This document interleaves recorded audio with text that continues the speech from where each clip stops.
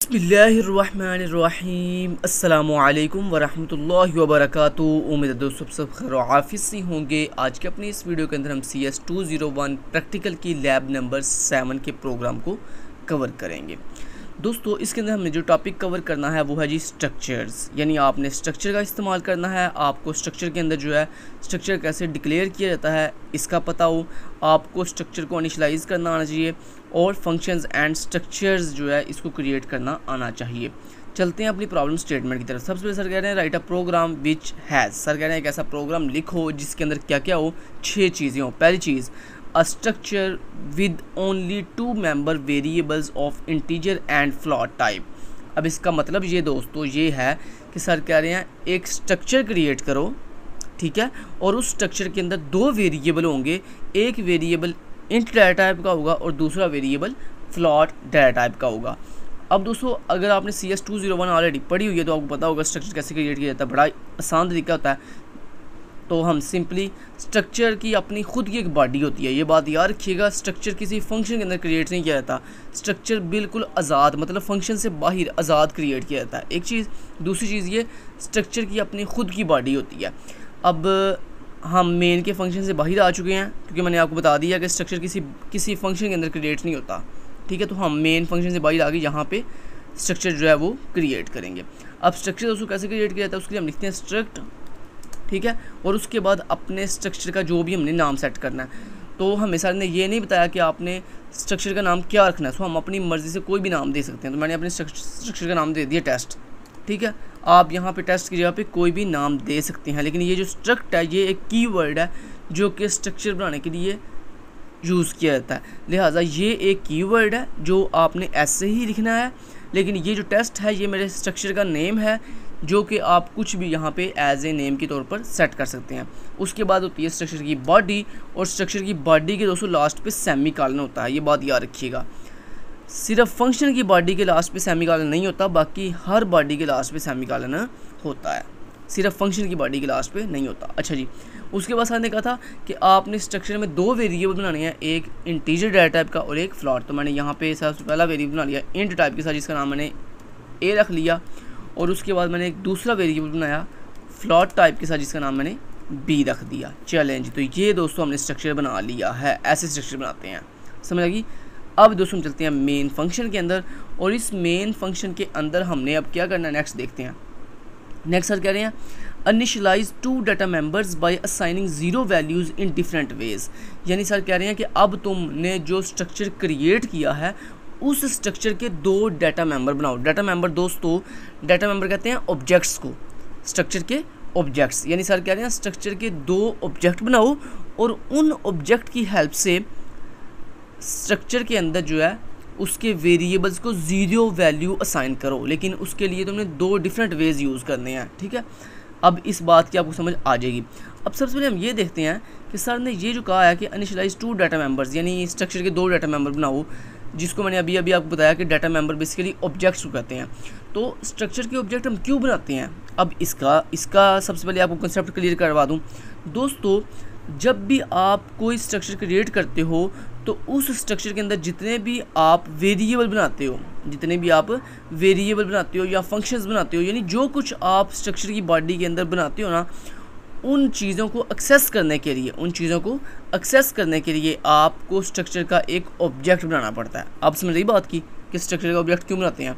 दोबारा रिपीट कर रहा हूँ, स्ट्रक्चर की बॉडी के अंदर मौजूद जितने भी वेरिएबल्स या फंक्शंस होते हैं उनको एक्सेस करने के लिए हमें नीड होती है, हमें ज़रूरत होती है स्ट्रक्चर के ऑब्जेक्ट की। अब समझ आई? ओके जी। अब देखते हैं कि स्ट्रक्चर का ऑब्जेक्ट बनाया कैसे जाता है। दोस्तों स्ट्रक्चर का ऑब्जेक्ट बनाने के 2 तरीके हैं। या तो आप ये जो स्ट्रक्चर की बॉडी है जहाँ पे आपने लास्ट में सेमी कॉलन लगाया, इस सेमी कॉलन से पहले आप जो है स्ट्रक्चर का ऑब्जेक्ट बता सकते हैं। अब ऑब्जेक्ट कैसे बनाते हैं दोस्तों, ऑब्जेक्ट बेसिकली कोई बहुत बड़ी चीज़ नहीं है। Object basically is a name, just एक नेम होता है सिंपली, ठीक है। लाइक आपने लिख दिया T1। अब ये T1 दोस्तों बेसिकली मेरे इस स्ट्रक्चर का ऑब्जेक्ट है। अगर आपने एक से ज़्यादा ऑब्जेक्ट बनाने हो तो आप कैसे बना सकते हो, इधर देखो आपने पहला ऑब्जेक्ट बनाया, आगे लगाया कॉमा, उसके बाद दूसरा ऑब्जेक्ट T2, फिर कॉमा T3, ऐसे आप जितने मर्जी ऑब्जेक्ट चाहो बना सकते हो, ठीक है। लास्ट ऑब्जेक्ट के बाद सेमी कॉलन। लेकिन दोस्तों ये था ऑब्जेक्ट बनाने का पहला तरीका। मैंने ऑब्जेक्ट इस तरह नहीं बनाना, मैंने ऑब्जेक्ट बनाना मेन के फंक्शन के अंदर। तो आपकी मर्ज़ी है, आप चाहो तो स्ट्रक्चर की बॉडी के लास्ट पे, यानी जैसे अभी बना के मैंने आपको दिखाया था ऐसे भी ऑब्जेक्ट बना सकते हो, या फिर आप किसी फंक्शन की बॉडी के अंदर जाके भी स्ट्रक्चर का ऑब्जेक्ट बना सकते हो। तो मैं इस मेन फंक्शन के अंदर बनाना चाहता हूँ अपने स्ट्रक्चर का ऑब्जेक्ट, तो मैं यहाँ बनाऊँगा। दोस्तों जब आप किसी भी स्ट्रक्चर का ऑब्जेक्ट किसी भी फंक्शन के बॉडी के अंदर जाके बनाते हो, जैसे मैं अभी मेन के फंक्शन में बनाने जा रहा हूँ दोस्तों, फिर हम क्या करते हैं, फिर हम सबसे पहले स्ट्रक्चर की डाटा बताते हैं, स्ट्रक्चर की क्या बताते हैं, डाटा टाइप बताते हैं। अब यहाँ पे बात ये है कि स्ट्रक्चर की डाटा टाइप कौन सी होती है दोस्तों, ये याद रखिएगा स्ट्रक्चर का जो भी नेम होता है वही बेसिकली उसकी डाटा टाइप होती है। तो यहाँ पे मेरे स्ट्रक्चर का नेम क्या है, मेरे स्ट्रक्चर का नेम है टेस्ट। तो बेसिकली ये जो टेस्ट है ये मेरे स्ट्रक्चर का नेम भी है और मेरे इस पूरे स्ट्रक्चर की डाटा टाइप भी है। तो अब यहाँ पे मैंने कहा जो मेरी टेस्ट नाम की डाटा टाइप है, मतलब जो मेरा टेस्ट नाम का स्ट्रक्चर है, मैंने कहा उसका T1 नाम से एक ऑब्जेक्ट बना दो। इसी तरह मैंने कहा जो मेरा टेस्ट नाम का स्ट्रक्चर है उसका T2 नाम से एक ऑब्जेक्ट बना दो। अब मैंने यहाँ पे 2 ऑब्जेक्ट क्यों बनाया, क्योंकि हमें सर ने क्या कहा था बोला इनिशियलाइज 2 डाटा मेंबर्स, मतलब 2 ऑब्जेक्ट्स कि सर ने कहा था आपने 2 ऑब्जेक्ट बनाने हैं, यानी 2 डाटा मेंबर बनाने हैं अपने स्ट्रक्चर के। अब नेक्स्ट सर ने ये भी कहा था by assigning 0 values in different ways, और सर ने कहा ये जो आपने स्ट्रक्चर के 2 ऑब्जेक्ट बनाए हैं, 2 डाटा मेंबर्स बनाए हैं T1 और T2 के नाम से, इनकी हेल्प से आपने अपने स्ट्रक्चर के अंदर ये जो 2 वेरिएबल है इनको एक्सेस करना है और इनको 0 वैल्यू असाइन करनी है। अब दोस्तों पहला तरीका, अगर आपने पूरे के पूरे अपने स्ट्रक्चर को, मतलब ये जो पूरे का पूरा स्ट्रक्चर है, इस पूरे के पूरे स्ट्रक्चर को एक ही दफ़ा वैल्यूज असाइन करनी है, तो वो बोला कैसे करते हैं, सिंपली अपने स्ट्रक्चर के ऑब्जेक्ट के आगे इक्वल का साइन लगाते हैं और उसके बाद कर्ली ब्रैकेट लगाते हैं और उसके बाद जितने आपके स्ट्रक्चर में वेरिएबल्स हों उतनी यहाँ पे वैल्यू तरतीब से पास कर देते हैं। अब यहाँ पे पहली वैल्यू और तरतीब से वैल्यू पास करनी है, मतलब जो तरतीब आपने यहाँ पे वेरिएबल की दी हुई है ना वही सीक्वेंस देना है। लाइक यहाँ पे पहला वेरिएबल इंट टाइप का है, तो यहाँ पे पहली वैल्यू इंट टाइप की, और यहाँ पे सर ने क्या कहा था कौन सी वैल्यू देनी है, 0 वैल्यू देनी है। दोस्तों जब आप इंट टाइप के वेरिएबल को वैल्यू देते हो ना 0, तो सिंपली 0 लिखते हो, उसके बाद लगाएंगे कॉमे के बाद हमने देनी है इस सेकंड वेरिएबल यानी b को वैल्यू। अब b की डाटा टाइप क्या है, फ्लॉट। तो दोस्तों जब आप फ्लॉट टाइप के वेरिएबल को 0 वैल्यू देते हो तो बोला कैसे देते हैं, 0.0, क्योंकि दोस्तों this is the float data type, और फ्लॉट डाटा टाइप के अंदर पॉइंट में वैल्यू होती है, इसलिए 0.0 लिख दिया। समझ आएगी बात की। तो ये है दोस्तों पहला तरीका कि अपने स्ट्रक्चर के ऑब्जेक्ट की हेल्प से स्ट्रक्चर के तमाम वेरिएबल्स को एक साथ वैल्यू कर देनी हो तो सिंपली ऑब्जेक्ट के नाम के आगे इक्वल लगाते हैं, आगे कर्ली ब्रैकेट लगाते हैं और उसके बाद उस कर्ली ब्रैकेट के अंदर सीक्वेंस के साथ जिस सीक्वेंस में वेरिएबल हों उसी सीक्वेंस से वैल्यूज सारी जो है वो असाइन कर देते हैं। ये था पहला तरीका। अब हमने एक सेकंड वे यूज़ करना है और उस सेकंड वे के साथ भी हमने क्या करना है, यही सेम मतलब अपने T2 नाम का जो ऑब्जेक्ट है इस ऑब्जेक्ट की हेल्प से अपने इस पूरे के पूरे स्ट्रक्चर के अंदर जो वेरिएबल्स हैं इनको वैल्यू असाइन करनी है 0। ठीक है जी। अच्छा दोस्तों यहाँ पे 2 ऑब्जेक्ट बनाने का मतलब बोला क्या, T1 एंड T2। इसका बेसिकली मतलब ये है कि मेमोरी के अंदर ना इस टेस्ट नाम के स्ट्रक्चर की 2 कापियाँ तैयार हो गई हैं, 2 कापियाँ तैयार हो गई हैं। एक पूरी की पूरी कापी का नाम T1 है और एक पूरी की पूरी कापी का नाम T2 है। आप समझ रही बात की। जैसे लाइक आपके पास एक पेज हो और आप बाज़ार जाके उसके प्रिंट निकलवा लो 2, तो अब आपके पास कितने पेज हो गए, 2 पेज, मतलब अगर आप उसके 2 प्रिंट निकलोगे तो टोटल 3 पेज हो गए, एक आपका ओरिजिनल पेज और एक आपने जो 2 प्रिंट निकलवाए हैं वो। तो मतलब कहने का ये, और एक और चीज़ मैं यहाँ पे क्लियर कर दूँ आपको, देखें जब आप किसी पेज का प्रिंट निकलवाते हो तो क्या होता है भला, जो डाटा आपके ओरिजिनल पेज पे होता है वही सेम डाटा आपके प्रिंटेड पेज पे होता है। तो यही सेम दोस्तों बात यहाँ पे है कि जब आप किसी भी बॉडी के एक से ज़्यादा ऑब्जेक्ट बनाते हो ना तो बेसिकली एक से ज़्यादा ऑब्जेक्ट बनाने का मतलब ये होता है कि उस बॉडी की उतनी कापियाँ तैयार हो गई हैं मेमोरी के अंदर। ठीक है, और जितना डाटा एक कापी के अंदर होगा उतना ही डाटा बाकी सब कापीज़ के अंदर होगा। तो मतलब T1 जो है ये भी आपके इस पूरे के पूरे स्ट्रक्चर को रिप्रेजेंट कर रहा है और T2 जो है ये भी बेसिकली आपके पूरे के पूरे स्ट्रक्चर को रिप्रेजेंट कर रहा है। लेकिन T1 की अपनी वैल्यूज़ होंगी, T2 की अपनी वैल्यूज़ होंगी। अब दोस्तों T2 के ये जो 2 वेरिएबल हैं A और B, इनको वैल्यूज़ हमने इस तरीके से नहीं देनी। इनको वैल्यू कैसे देनी है उसके लिए मैंने लिखा दोस्तों T2 डॉट। अच्छा एक और तरीका आपको बताऊँ, किसी भी स्ट्रक्चर को, ये भी गौर से बात सुनिएगा, किसी भी स्ट्रक्चर के अंदर जो वेरिएबल्स होते हैं उनको एक्सेसिबल कैसे किया जाता है, उसके लिए सबसे पहले हम बताते हैं अपने स्ट्रक्चर के ऑब्जेक्ट का नाम। तो मेरे स्ट्रक्चर का ऑब्जेक्ट क्या है, T2, तो मैंने कहा T2। उसके बाद अपने उस स्ट्रक्चर के अंदर एंटर होने के लिए हम लगाते हैं डॉट सिंबल। दोस्तों ये जो डॉट होता है ना, डॉट, ये बेसिकली क्या करता है, सबसे पहले हमारा कंपाइलर देखेगा T2 क्या है। T2 बेसिकली मेरे इस स्ट्रक्चर का ऑब्जेक्ट है। तो जब मैंने कहा ना T2, तो जो मेरा कंपाइलर है वो इस मेरे स्ट्रक्चर के पास आ चुका है। जैसे ही मेरा कंपाइलर इस स्ट्रक्चर के पास आया, आगे मैंने क्या लगाया, डॉट। तो कंपाइलर जो है डॉट का मतलब है कि इस स्ट्रक्चर के अंदर जाओ। तो कंपाइलर जो है डॉट ऑपरेटर की वजह से मेरे इस स्ट्रक्चर के अंदर आ गया। अब डॉट के बाद आपने जिस वेरिएबल को एक्सेस करना है उस वेरिएबल का नाम बताओ। तो मेरे पहले वेरिएबल का नाम है ए, तो मैंने कहा डॉट ए इक्वल टू, उसको जो वैल्यू देनी है तो मैंने कहा 0 वैल्यू देनी है। इसी तरह मैंने कहा T2 मेरा ऑब्जेक्ट है, डॉट उसके अंदर मैंने कहा एक वेरिएबल है बी के नाम से, उसको मैंने वैल्यू देनी है 0.0 क्योंकि बी वेरिएबल की डाटा टाइप फ्लॉट है। लेकिन जनाब देख सकते हो हमने दो ऑब्जेक्ट बनाए, पहले T1 एंड T2। उसके बाद हमने T1 को जो है डिफरेंट वे से वैल्यू दी है और T2 को डिफरेंट वे से वैल्यू दी है, और यही सारा हमें कह रहे थे। तो बेसिकली हमने ये क्या किया, हमने बेसिकली इनिशियलाइज द स्ट्रक्चर कर दिया, कि मतलब हमने पॉइंट नंबर 2 जो है वो कंप्लीट कर दिया कि हमने अपना जो स्ट्रक्चर था उसके दो ऑब्जेक्ट की हेल्प से दो डिफरेंट वेज के साथ उसके वेरिएबल्स को वैल्यू जो है वो साइन कर दी हैं, मतलब इनिशियलाइज कर दी हैं। चलें जी, तो ये हमने बेसिकली क्या किया, initialize the values,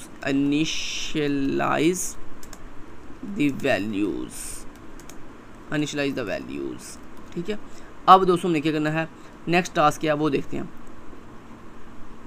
next task है take input from user to assign different values to both structure variables. अब सर कह रहे हैं तुमने यूज़र से वैल्यूज़ लेनी है और जो तुम्हारा स्ट्रक्चर, तुमने अपने स्ट्रक्चर के जो दो ऑब्जेक्ट बनाए हैं T1 एंड T2, उन दोनों ऑब्जेक्ट के वेरिएबल्स को तुमने वैल्यूज़ देनी है यूज़र से लेकर। तो पहले हम यूज़र से वैल्यू लेकर T1 के इन दोनों वेरिएबल A और B को देंगे, उसके बाद फिर T2 के इन दोनों वेरिएबल A और B को देंगे। तो यहाँ पे मतलब वैल्यू देंगे। तो यहाँ पे आप क्या लिखो, आप लिखो टेक वैल्यूज़ फ्रॉम यूज़र। ठीक है जी। अच्छा जी, अब यूज़र से वैल्यू लेने के लिए हम सबसे पहले क्या करेंगे, सबसे पहले दोस्तों हम वैल्यू लेने के लिए लिखेंगे यहाँ पे मैसेज सबसे पहले। तो यहाँ पे दोस्तों सबसे पहले मैंने यहाँ पे लगाता हूँ, थोड़ी स्टाइलिंग करता हूँ और यहाँ पे लिखता हूँ रिकॉर्ड ऑफ स्ट्रक्चर 1। ठीक है जी, ओके जी। उसके बाद यहाँ पे मैं दूंगा इस तरह से 2 लाइन का ब्रेक किया। उसके बाद मैंने कहा एंटर इंटीजर वैल्यू, क्योंकि हमारा जो स्ट्रक्चर दोस्तों स्ट्रक्चर नंबर 1 का मतलब क्या है, अब जब मैं यहाँ पे स्ट्रक्चर नंबर 1 किसको कह रहा हूँ, बेसिकली T1 को, क्योंकि दोस्तों यहाँ पे मैंने अभी आपको बता दिया था कि जो T1 है ये बेसिकली आपका स्ट्रक्चर नंबर 1 है और जो T2 है ये आपका यही सेम स्ट्रक्चर नंबर 2 है। अब दोनों जो आपके T1 ऑब्जेक्ट्स हैं, दोनों ऑब्जेक्ट के पास सेम वेरिएबल्स हैं A और B। समझ लगी बात की? ओके जी। तो अब यहाँ पे दोस्तों हम क्या करेंगे, हमने कहा सबसे पहले कि T1 का जो पहला वेरिएबल है A, उसको वैल्यू कौन सी देनी है, इंटीजर वैल्यू देनी है। तो यहाँ मैंने कहा एंटर इंटीजर वैल्यू, और उसके बाद यहाँ पे वैल्यू लेने के लिए हम लिखेंगे Cin, और उसके बाद किसको वैल्यू देनी है, अपने T1 ऑब्जेक्ट को। लेकिन T1 ऑब्जेक्ट को वैल्यू नहीं देनी, बल्कि T1 ऑब्जेक्ट के अंदर जो उसका वेरिएबल है A, उसको वैल्यू देनी। तो कैसे एक्सेस करेंगे वो मैंने आपको आगे तरीका बता दिया। सिंपली किसी भी स्ट्रक्चर की बॉडी के अंदर जो वेरिएबल होते हैं या जो भी डाटा होता है उसको एक्सेस कैसे करते हैं, सबसे पहले अपने ऑब्जेक्ट का नाम बताते हैं T1, आगे डॉट, उसमें एंटर होने के लिए डॉट, उसके बाद वेरिएबल का नाम A।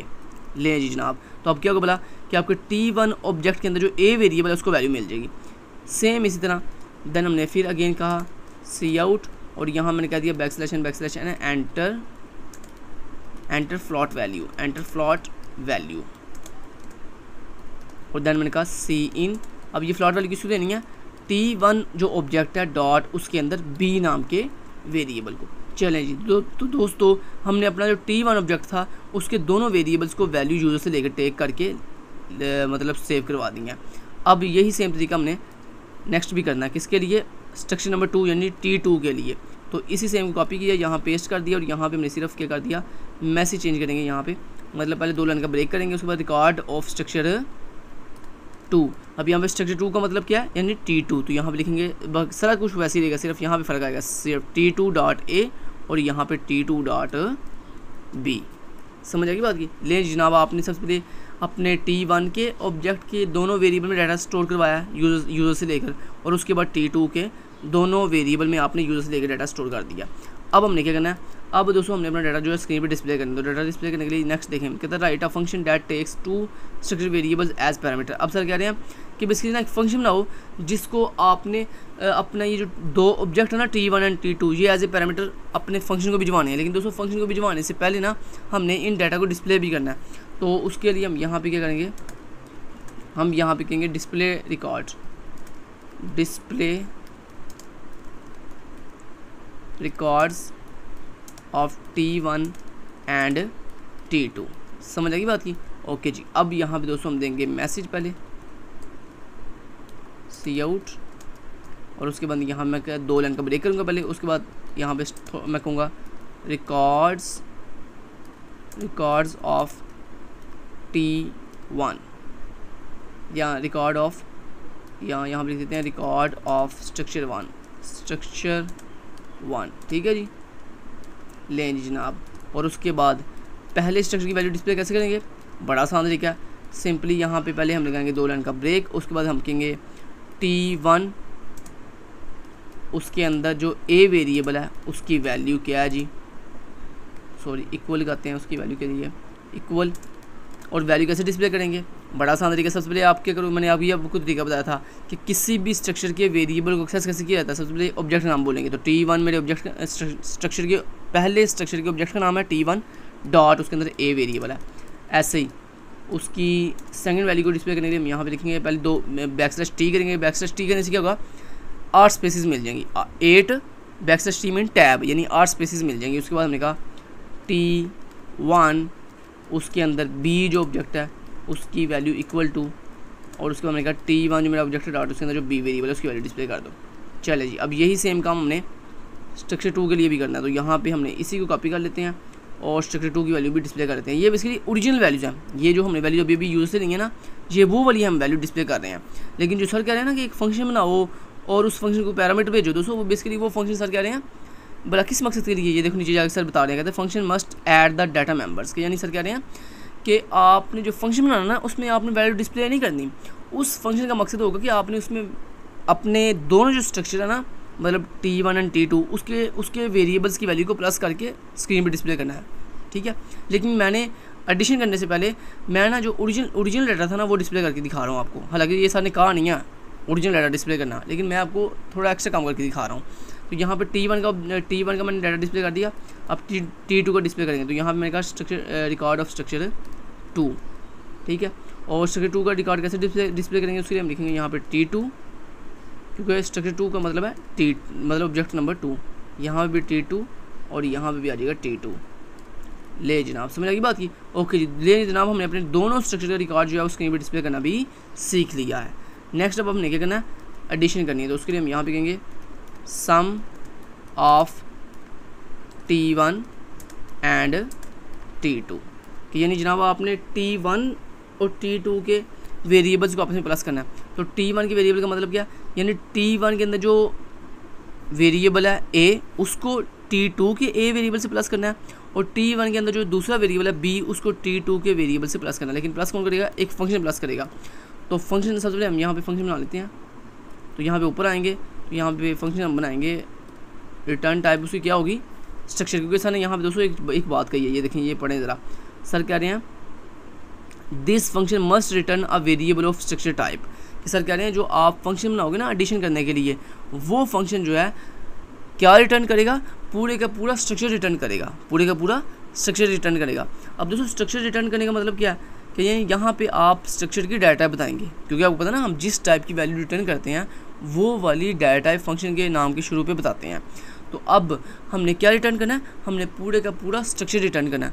तो स्ट्रक्चर रिटर्न करने का मतलब ये है कि आप स्ट्रक्चर की डाटा बताओगे। तो मैंने आपको स्टार्टिंग में बताया था कि किसी भी स्ट्रक्चर का जो नेम होता है वो बेसिकली उसकी डाटा टाइप होती है। तो यहाँ पे हम बताएंगे स्ट्रक्चर का नेम, यानी स्ट्रक्चर की डाटा टाइप टेस्ट, और उसके बाद अपने फंक्शन का नेम मैंने रखा ऐड डाटा,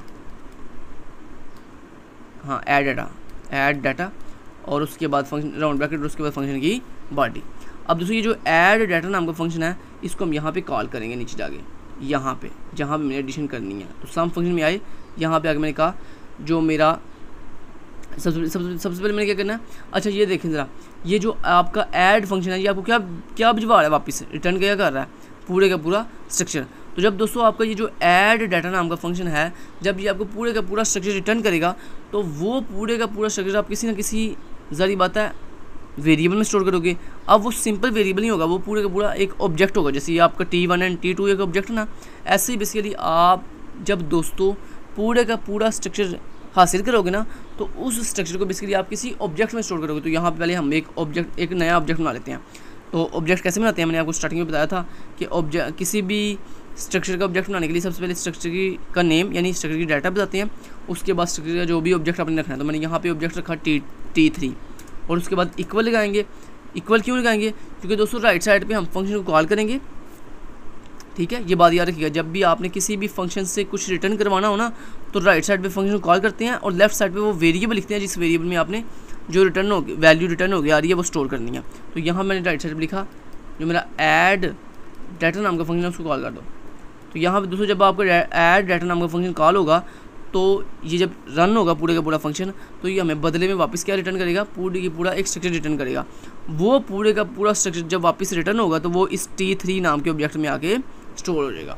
समझ आ गई बात की? ओके जी। अब यहाँ पे सामने क्या कहा था कि आपने जो फंक्शन बनाना है उस फंक्शन को आपने 2 पैरामीटर पास करने हैं, और वो 2 पैरामीटर कौन से होंगे, आपके स्ट्रक्चर के ऑब्जेक्ट्स होंगे, यानी T1 एंड T2। तो यहाँ पे दोस्तों मैंने कहा जो ऐड डाटा नाम का फंक्शन है उसको T1 पहला ऑब्जेक्ट बना दो, देन कॉमा T2 दूसरा ऑब्जेक्ट बना दो एज ए पैरामीटर। तो ये ले जनाब हमने अपने ऐड डाटा नाम के फंक्शन को 2 ऑब्जेक्ट पास किए हैं T1 एंड T2। देन फिर क्या होगा, ये जो ऐड डाटा नाम का फंक्शन है ये हमारे इन दोनों ऑब्जेक्ट यानी T1 एंड T2 की वैल्यूज़ को प्लस करेगा। प्लस करने के बाद हमें जो फाइनल रिजल्ट होगा वो वापस रिटर्न करेगा। वो जो फाइनल रिजल्ट वापस रिटर्न होके आएगा वो आके इस T3 नाम के ऑब्जेक्ट में स्टोर हो जाएगा। फिर देन हम क्या करेंगे, T3 के अंदर जो रिजल्ट आगे स्टोर होगा उसको स्क्रीन पर डिस्प्ले कर देंगे। तो चलें जी, हमारा काम फिनिश। अब यहाँ पे दोस्तों ये जो ऐड डाटा नाम का फंक्शन है इसको आपने क्या भिजवा रहे हो, 2 ऑब्जेक्ट भिजवा रहे हो। तो आपको पता ना, अब यहाँ पे T1 बेसिकली मेरे स्ट्रक्चर का ऑब्जेक्ट है। तो यहाँ पे जब आपको पता ना हम किसी भी फंक्शन को कोई कुछ भी वैल्यू एज ए पैरामीटर भिजवाते हैं, तो यहाँ पे हम उसको हासिल भी करते हैं एज ए आर्गूमेंट। तो यहाँ पे हम किस टाइप की वैल्यू हासिल कर रहे हैं, नीचे से हमें यानी नीचे से किस टाइप की वैल्यू मिल रही है, हमें दोस्तों नीचे से पूरे का पूरा स्ट्रक्चर मिल रहे हैं, 2 स्ट्रक्चर पूरे के पूरे मिल रहे हैं, T1 एंड T2। तो T1 बेसिकली मेरा पूरे का पूरा स्ट्रक्चर है। तो स्ट्रक्चर की सबसे पहले दोस्तों स्ट्रक्चर को हासिल करने के लिए हम बताएंगे स्ट्रक्चर की डाटा टाइप, क्योंकि आपको पता ना हम नीचे से जिस टाइप की वैल्यू हासिल करते हैं वो वाली डाटा यहाँ पे बताते हैं। लाइक अगर आप नीचे से इंटीजर वैल्यू ले रहे हो तो यहाँ पे लिखोगे इंट, अगर आप नीचे से फ्लॉट वैल्यू ले रहे हो तो आप यहाँ पे लिखोगे फ्लॉट। तो मैं यहाँ पे नीचे से क्या ले रहा हूँ, पूरे का पूरा स्ट्रक्चर हासिल कर रहा हूँ। तो यहाँ पे मैं बताऊँगा अपने स्ट्रक्चर की डाटा टाइप। तो स्ट्रक्चर की डाटा मैं बड़ी दफ़ा आपको बता चुका हूँ, जो स्ट्रक्चर का बेसिकली नेम है वही उसकी डाटा टाइप है, ये बात पल्ले बांध लें। तो यहाँ पे मेरे स्ट्रक्चर का नेम है टेस्ट, और उसके बाद उसकी वैल्यू हासिल करने के लिए मैं यहाँ पे पहला ऑब्जेक्ट बनाऊँगा T1, यानी मैंने सेम नाम रख लिया T1। दोस्तों आप जो नीचे से वेरिएबल पास कर रहे हो वही सेम वेरिएबल जो है एज ए आर्गूमेंट आप उसके नाम भी सेट कर सकते हो। तो मैं नीचे से पहला ऑब्जेक्ट भी जा T1, तो ऊपर भी मैंने आके सेम नाम रख लिया T1। तो ये आपकी मर्ज़ी होती है, आप यहाँ पे नाम चेंज भी कर सकते हो ऑब्जेक्ट के। देन उसके बाद लगाया कॉमा, उसके बाद दूसरा ऑब्जेक्ट T2 हासिल करने के लिए फिर अगेन अपने स्ट्रक्चर का नाम बताया, यानी उसको उसकी डाटा बताइए टेस्ट, और उसके बाद ऑब्जेक्ट बताया T2। अब यहाँ पे दोस्तों हम क्या करेंगे, यहाँ पे आएंगे फंक्शन के अंदर। तो यहाँ पे फंक्शन के अंदर दोस्तों अपनी इस T1 एंड T2 की वैल्यूज़ को प्लस करने के लिए आप यहाँ पे एक नया ऑब्जेक्ट बनाओगे।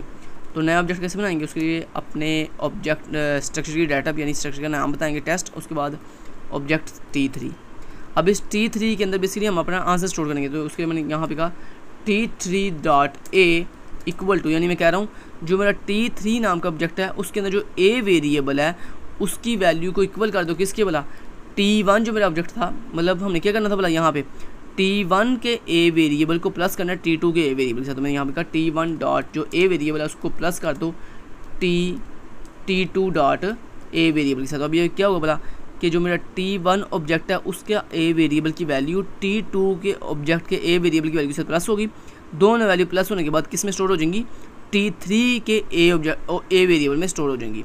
इसी तरह T3 जो मेरा ऑब्जेक्ट है डॉट, उसके अंदर जो सेकंड वेरिएबल है b, उसके अंदर क्या स्टोर करना है, अपने पहले ऑब्जेक्ट के b वेरिएबल को प्लस करना है सेकंड ऑब्जेक्ट के b वेरिएबल के साथ। लें जनाब, तो आपने पहले ऑब्जेक्ट के a वेरिएबल को दूसरे ऑब्जेक्ट के a वेरिएबल के साथ प्लस करके ऑब्जेक्ट नंबर 3 में रखवा दिया, और इसी तरह आपने पहले ऑब्जेक्ट के दूसरे वेरिएबल को दूसरे ऑब्जेक्ट के दूसरे वेरिएबल के साथ प्लस करके अपने थर्ड ऑब्जेक्ट के सेकंड वेरिएबल के अंदर स्टोर कर दिया। ले जी T3 के अंदर वैल्यू स्टोर हो गई हैं। अब यहाँ से आप T3 जो है वो क्या कर दोगे, रिटर्न कर दोगे, क्योंकि दोस्तों हमारा T3 के अंदर आंसर स्टोर हो गया। अब यहाँ पे हम क्या करेंगे, उसे रिटर्न कैसे करते हैं, हम लिखेंगे रिटर्न, क्या रिटर्न करना है, T3, मतलब पूरे का पूरा ऑब्जेक्ट रिटर्न करना है। और यही देखिए हमने यहाँ पर डाटा भी यही बताई थी। तो यहाँ पर टेस्ट डाटा का मतलब क्या है कि हम यहाँ पर पूरे का पूरा स्ट्रक्चर का ऑब्जेक्ट रिटर्न कर रहे हैं। समझ आ गई? चलें जी, अब यहाँ पे दोस्तों जो हमें वैल्यू रिटर्न होकर आएगी वो यहाँ पे आके T3 में स्टोर हो चुकी। देन उसके बाद हम यहाँ पे क्या करेंगे, डिस्प्ले सम रिकॉर्ड, ठीक है। और उसके बाद हम यहाँ पे कहेंगे सी आउट, 2 दफ़ा, सॉरी थोड़ा नीचे का लेता हूँ, ओके। और यहाँ मैंने कहा डबल बैकस्लैश, और उसके बाद मैंने यहाँ पे कहा थोड़ा वो कर लेते हैं, यहाँ मैंने कहा सम ऑफ T1 एंड T2, और उसके बाद सी आउट, हाँ जी, सम डिस्प्ले करने के लिए 2 बैकस्लैश लगाएंगे, और यहाँ पे लिखेंगे T3, उसके अंदर जो a वेरिएबल है उसकी वैल्यू इक्वल है किसके, वैल्यू डिस्प्ले करने के लिए हम सबसे पहले क्या करेंगे, T3 के स्ट्रक्चर को एक्सेस करेंगे। तो यानी T3 को एक्सेस करने के लिए हम लिखेंगे T3, मैंने आपको पता ना स्ट्रक्चर का नाम नहीं पता, जब डाटा लेना हो या डिस्प्ले करना हो, मतलब हासिल करना हो या सेव करना हो, तो उसके लिए दोस्तों हम स्ट्रक्चर का नाम नहीं बताते बल्कि उसका ऑब्जेक्ट बताते हैं। हाँ, नाम कब बताते हैं, जब आपने डाटा बतानी हो ऑब्जेक्ट की, तब हम उसका नाम बताते हैं, क्योंकि ये नाम बेसिकली डाटा टाइप ही है। अच्छा जी, यहाँ पे हम लिखा T3 जो मेरा ऑब्जेक्ट है उसके अंदर जो डॉट a वेरिएबल है उसकी वैल्यू डिस्प्ले कर दो। इसी तरह मैंने यहाँ पे कहा बैकस्लैश T, और उसके बाद मैंने यहाँ पे कहा T3 जो ऑब्जेक्ट है उसके अंदर जो b वेरिएबल है उसकी वैल्यू इक्वल है किसके, T3 डॉट मेरा b वेरिएबल। चले जी, कोड कंप्लीट हो गया, इसको करते हैं कंपाइल एंड रन। ले जनाब, आप अपने गौर से देखना है, यहाँ पे देखना सबसे पहले क्या डिस्प्ले हो रहा है, record of structure 1 enter integer value. तो पहले मैंने अपने पहला जो T1 है उसको मैं पहली वैल्यू देता हूँ 10, और उसके बाद दूसरी वैल्यू देता हूँ 20.5। एंटर प्रेस किया, रिकॉर्ड ऑफ स्ट्रक्चर 2, तो पहली T2 को मैंने पहली वैल्यू दी मान लो 12, और उसके बाद उसकी फ्लोटिंग वैल्यू दी 20.5। एंटर प्रेस किया, तो ये देखो दोस्तों आपको रिकॉर्ड डिस्प्ले हो चुका है, ठीक है। ये देखो, ये आपके रिकॉर्ड की वैल्यू देखो, रिकॉर्ड ऑफ स्ट्रक्चर 1, T1 के अंदर जो a वेरिएबल है उसकी वैल्यू 10 थी, और T1 के अंदर जो b वेरिएबल है उसकी वैल्यू 20.5। तो ये आपके पहले स्ट्रक्चर का रिकॉर्ड, ये आपके दूसरे स्ट्रक्चर का रिकॉर्ड, और ये जो आपने T1 एंड T2 को प्लस किया, देखो प्लस करके ज़रा देखो पहले a में क्या था 10, दूसरे a में 12, तो 10 + 10 12 कितना होगा 22। इस तरह b, दोनों b के अंदर वैल्यू क्या 20.5 एंड 25.5, फाइनल आंसर हुआ 41। तो ये देखिए हमारा बिल्कुल आंसर ठीक आ रहा है, मतलब T1 एंड T2 की वैल्यू को प्लस करने के बाद हमारा आंसर बिल्कुल ठीक आ रहा है। लेकिन जनाब, ये आपकी लैब नंबर 7 थी, बहुत ही डिटेल से आपको बता दी है। Thank you so much, till then guys, take care, Allah हाफिज़।